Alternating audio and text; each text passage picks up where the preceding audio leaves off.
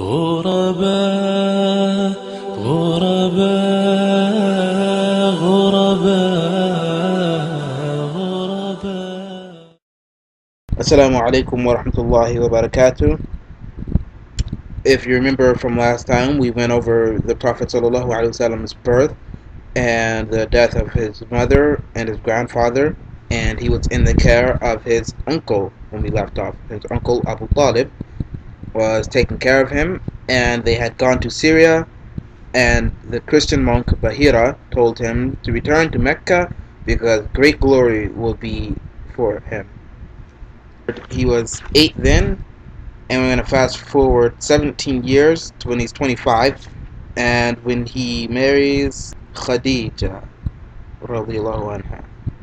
Now, Khadija was a trader. She was a merchant.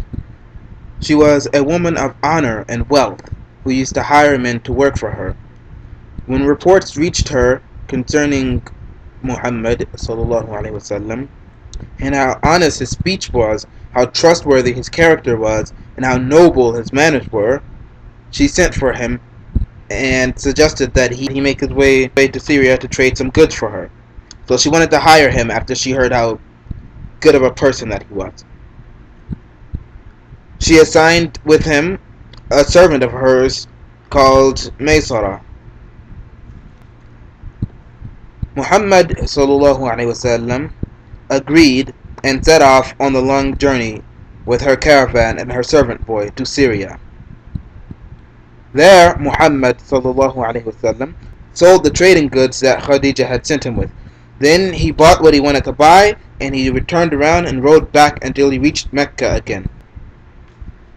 And when Muhammad sallallahu alaihi wasallam arrived back in Mecca, he gave to Khadija what he had bought. And when she sold it, she found that her profits had doubled. So she found that she made twice as much money as she thought she would, because of how good Muhammad sallallahu alaihi wasallam was. So she called for him again and said to him, "I have much respect for you because of your honesty and the nobility of your manners and the truthfulness of your speech." Then Khadija offered herself in marriage to Muhammad sallallahu alaihi wasallam. So she told him, "Because of your honesty and the nobleness of your manners and the truthfulness of your speech, you're such a good person, I want to marry you." So she asked him to marry her. After she asked him to marry her, Muhammad sallallahu alaihi wasallam told his uncles what happened. Then, with his uncle Hamza ibn Abdul Muttalib, they went back to Khadija, and Hamza asked for her to marry Muhammad sallallahu alaihi wasallam. And so it was that Muhammad sallallahu alaihi wasallam married Khadija that year. He was 25 and she was 40. Now, when Muhammad sallallahu alaihi wasallam was 34, the Quraysh gathered to discuss how the Kaaba was going to be rebuilt. The various tribes of Quraysh collected stones for building. Each tribe collected its own stones.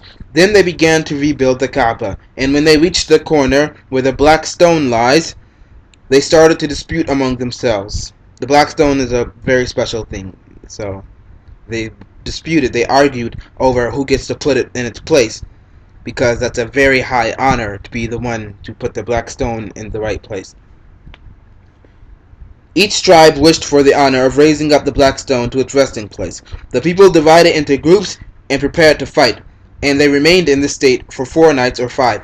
So for 4 or 5 nights, almost an entire week, they were standing there ready to fight each other physically over who gets to put the black stone in its place.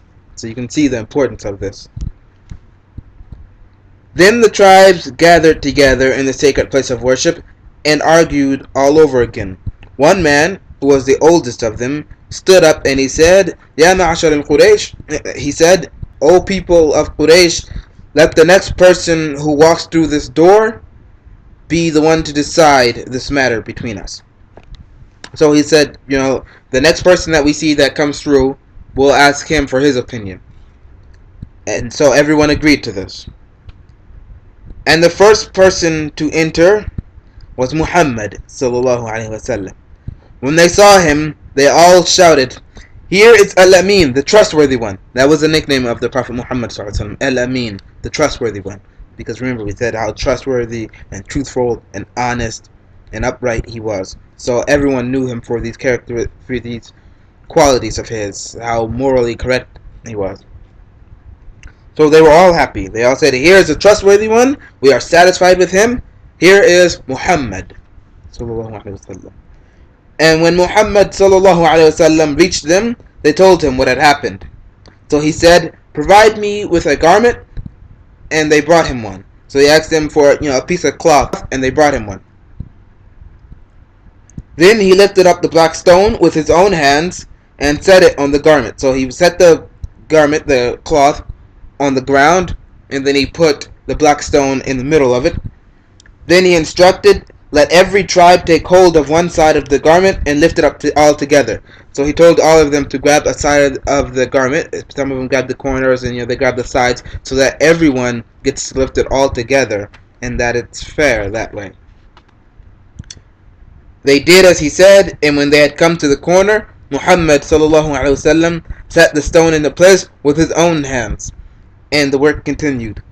So in the end, they all got the honor of lifting the stone, and Muhammad sallallahu alaihi wasallam got the special honor of putting it right in its place. Assalamu alaikum.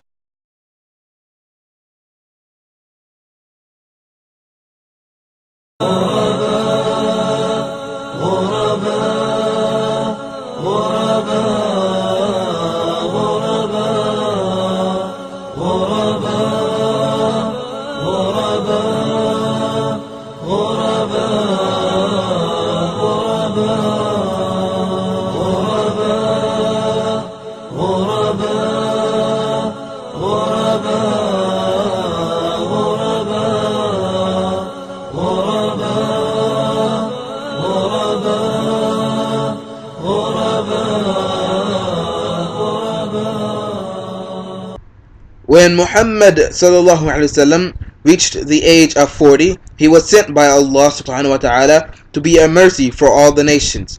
And the first sign of his prophethood was a truthful dream. Every dream came to Muhammad sallallahu alaihi wasallam like the break of day. So every dream that he had came true. And then Allah subhanahu wa ta'ala showed him solitude and made it beloved to him. So Allah made him enjoy spending time by himself. There was nothing more dear to Muhammad sallallahu alaihi wasallam than to be alone with himself. It was his custom to go away to Mount Hira, a mountain near Mecca, for a month every year. So every year he would go away for a month to Mount Hira and spend the month there by himself, meditating and thinking about the situation of his people. When he finished his time of solitude, he would go to the Kaaba before going home. So he would go to the Kaaba on his way back home, and he would go to the Kaaba and he would go around it 7 times, and then he'd go back home. And then one month, the time came for Allah subhanahu wa ta'ala to honor him by sending him to all the nations as a prophet. That month was the month of Ramadan, which we are about to be in, inshallah, soon. Muhammad sallallahu alaihi wasallam was at Mount Hira as usual, and then one night the moment arrived when Allah subhanahu wa ta'ala would honor him with the rank of prophethood. That night, Angel Jibreel alayhi salam came to him bearing the command of Allah subhanahu wa ta'ala. So while he was in the cave by himself, Jibreel alayhi salam, the angel, came to him and he commanded him. He told him, "Read." And Muhammad sallallahu alaihi wasallam replied, "I cannot read." Muhammad sallallahu alaihi wasallam was illiterate, so he never learned how to read. He couldn't read or write. So Jibreel alayhi salam grabbed him and squeezed him. He embraced him and squeezed him tightly until Muhammad sallallahu alaihi wasallam almost couldn't stand it anymore. Then he let him go and he told him again, "Read." And Muhammad sallallahu alaihi wasallam said again, "I cannot read." So Jibreel alayhi salam squeezed him tightly again, and then he let him go. Then he said, "Read." And Muhammad sallallahu alaihi wasallam said, "What shall I read?" And Jibreel alayhi salam said, "Read in the name of your Lord who created. He created man from a clot. Read, and your Lord is the most generous.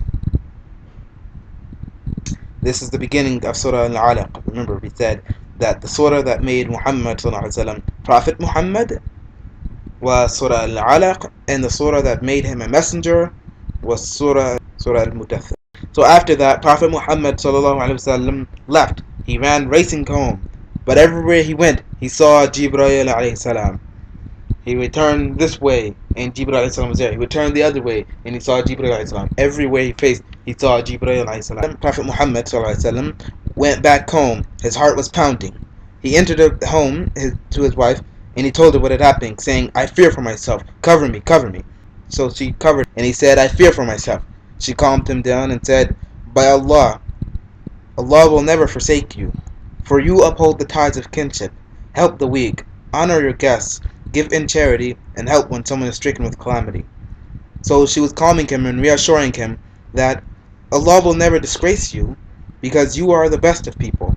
You keep close ties with your family. You help the weak and poor and needy. You serve your guests generously. You give in charity and help someone when they are stricken with a calamity. So when something bad happens to someone, you always help them.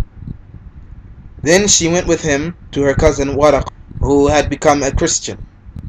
When he told him what had happened, Waraqah told them, "By Allah, if what you have told me is the truth, then rejoice and be happy.